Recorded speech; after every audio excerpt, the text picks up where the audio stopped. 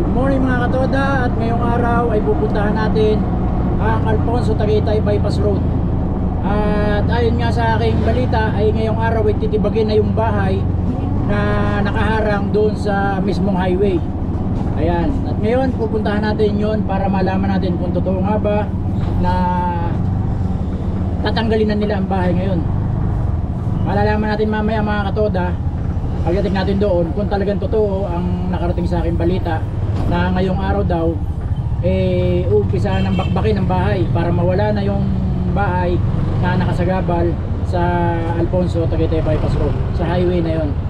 Kung natatandaan yung mga katoda nung nakaraan ay video ko na yon, at yun nga nakita kong isang sagabal sa Alfonso Tagaytay Bypass Road na yan. At ngayon malalaman natin maya maya lang pagdating natin doon sa mismong Alfonso Tagaytay Bypass Road.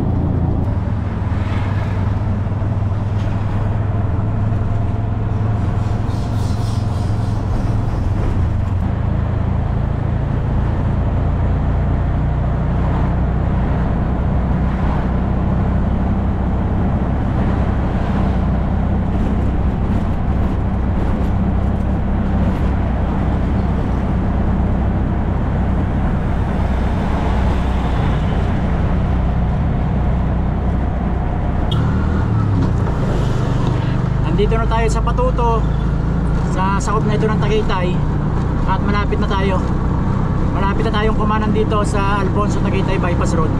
At pagkanan pa lang natin dito makikita na natin kung talagang totoo nga ang balita na ginigiba na yung bahay na nakaharang dito sa karsada.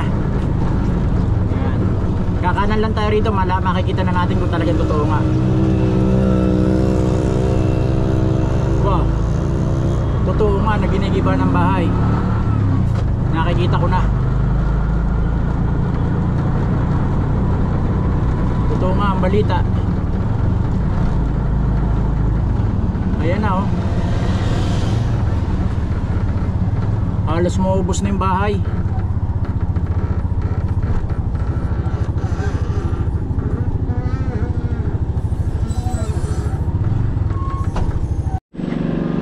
Ayan na mga katoda, narito na ako sa Tagaytay Alfonso Bypass Road.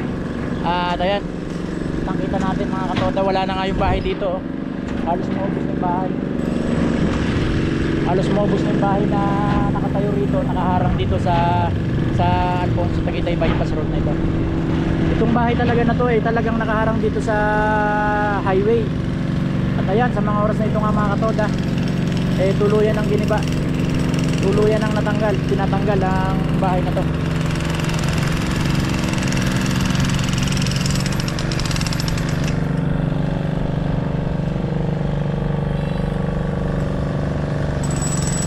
Halos kalahati na yung natanggal mga katoda.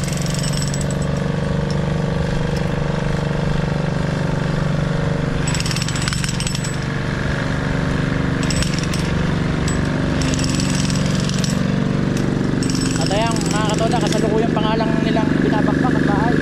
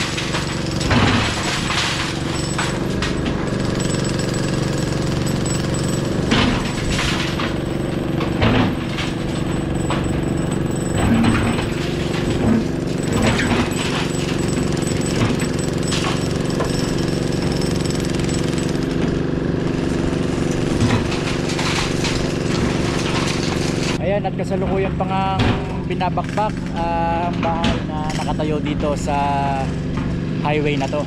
Ito kasing highway na to ay sakop ng Alfonso Tagaytay Bypass Road. At dito nga sa Barangay Patuto halos dalawang linya lang ang nadadaanan, yung papunta ng northbound.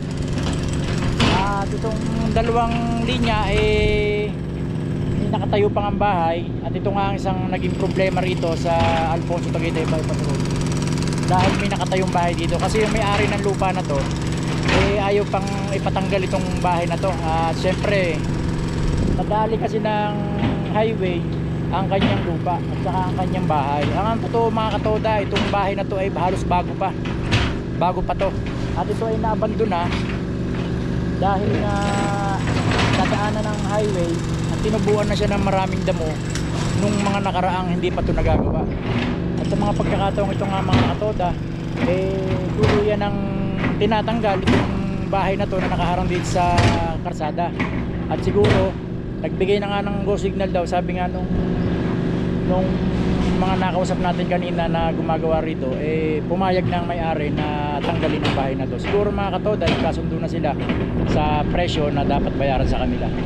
Ayan. Ang isa na lang nakikita kong problema rito ay yung pinyahan, yung bundok ng pinyahan doon sa may makalampas na tulay. Yan, malapit lang dito. At pagka natanggal na yung pinyahan na bundok na nakaharang naman sa gitna ng karsada, ay talaga namang tuluyan itong madadaan. Mag-uumpisa sa Alfonso, ang labas mo ay sa Aguinaldo Highway na. Ayan, at hindi nga naman kalayuan dito sa bahay na tinitibag dito, yung bahay nga na nakaharang dito sa highway sa Alfonso Tagaytay Bypass Road na to. Hindi kalayuan ay mapupuntahan din natin yung isang sagabal. Ito talaga ang pinakasagabal dito sa highway na to, kasi ito talaga wala pa talagang dadaanan. Kasi ito talagang bundok na to sa gitna ng karsada ay dapat matanggal at para madaanan ng tuluyan itong Alfonso Tagaytay Bypass Road na to. At wala nang detour-detour, basta matanggal ito, dire-diretso na ang daan, mag-uumpisa ka sa Aguinaldo Highway at lalabas ka na ng Alfonso. Ito, sa may tulay nito. Hindi ito kalayuan, dito lang sa bahay na tinatanggal nila, na ginigiban nila ngayon para mawala na ngayon sa sagabal. Ito nga, sinabi ko nga kanina, ito yung isang pinakamalaking sagabal dito. At ito ay mahaba-haba pa rin. Kung ako hindi nagkakamali, siguro may mga 200 meters pa ang layo nito para may duktong doon sa kabilang karsada. Ayan, at titingnan natin.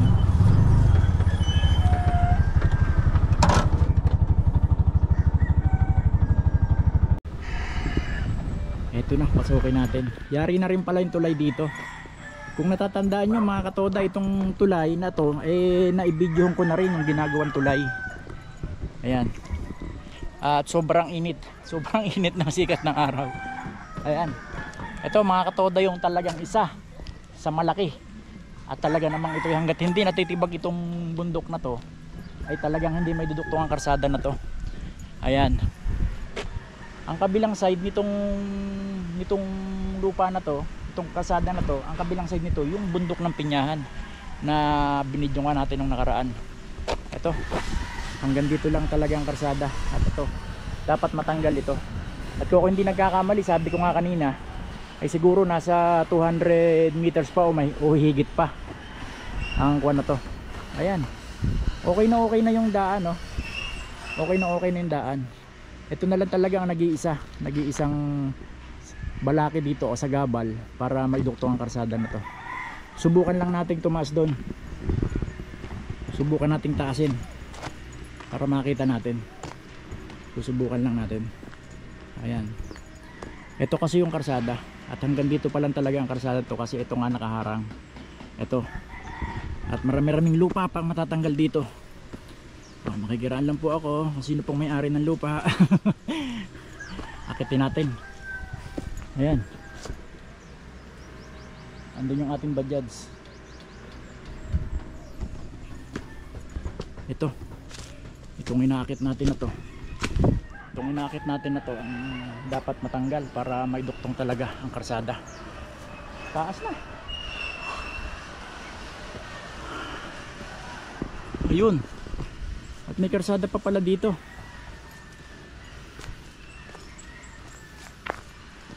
Itong nilalakaran natin na to, ito ang kanilang tatanggalin.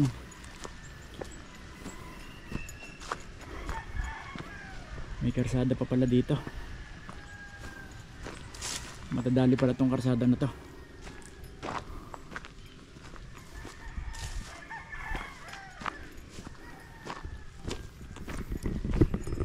Nakakapagod maglakad.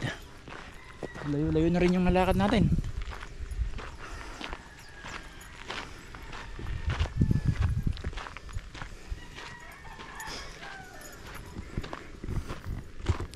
Ito pala may karsada pa. Ayan, may karsada pa pala dito. Ayan, ito. Itong tinatayuan natin na to ang mawawala. Dapat mawala to para maiduktong yung karsada, yung dalawang dulo ng karsada, para tuluyan ng maidiretso itong Tagaytay Alfonso Bypass Road na to. Ayan, itong dinadaanan ko na to, ito dito dadaan ang duktong ng Alfonso Tagaytay Bypass Road.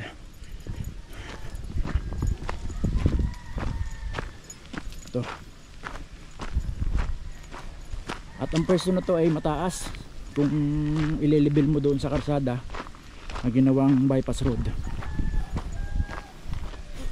Medyo matagal-tagal pa rin ito para maiduktong, kasi marami-rami pa rin gagawin to, marami-rami pa rin trabaho to.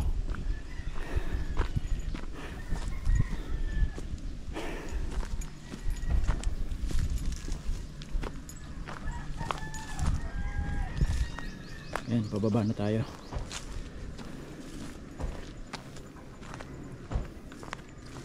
Pababa na tayo. Ingat lang, madulas. Pag nadulas tayo, dire-diretso na tayo dun sa baba. Wow. Ayan, ito yung sinasabi ko.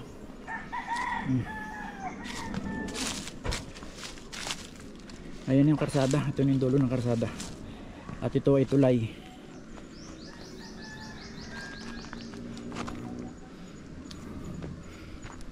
Wow. Ito yung karsada. Dulo na. At ayan yung ating Bajaj.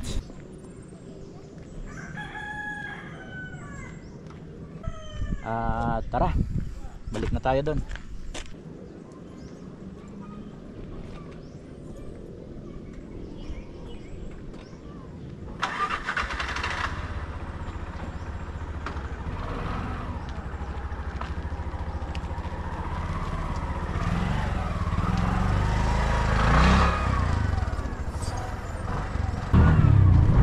Nakita na natin yung katapusan ng daan dito ng karsada. Yun nga yung bundok ng Pinyahan. Yung sa kabilang side nun, yun yung bundok ng Pinyahan. Ito, mga puno-puno pa. At ito na nga lang talaga nag-iisa na problema rito. Pag natanggal ito ay okay na. Talagang diretso ng daan na to. At dito na agad tayo. Konting takbo lang natin. Dito tayo sa bahay na ginigiba. Yung bahay sa tabi ng karsada, sa gitna ng karsada.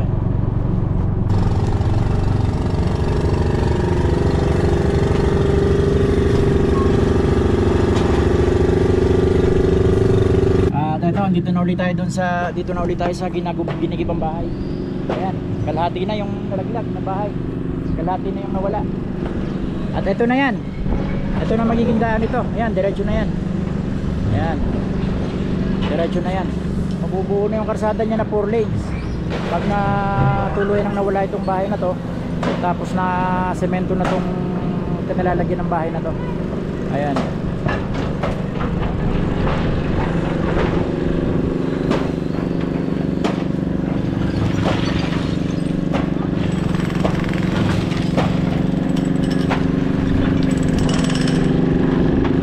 Ayan yung binigibang bahay na mga bato-bato, diretso tambak na rin pala rito. Kasi medyo malalim nga ang forma ng bahay na to. Yung tinatanggal nila na mga parte ng bahay na bato, tinatambak na rin dito para magpantay ng karsada.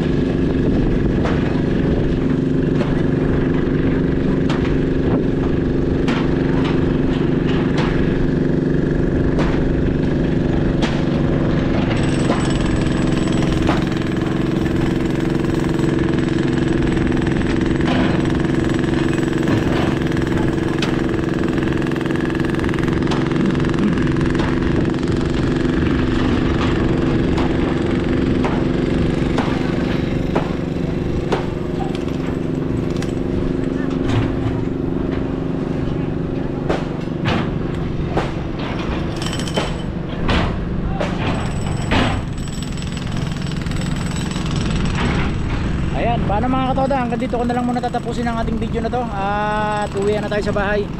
At ang oras ay wow, alauna na pala, hindi pa ako nananghalian. Ayan, sa mga pagkakataong ito, pauwi muna ako at manananghalian muna ako sa bahay. Binabati ko pala lahat ng kasama kong toda dyan sa Mendez, lalo na sa Taktakan Bukal Toda. Ingat tayo lagi mga katoda, ride safe tayo lagi.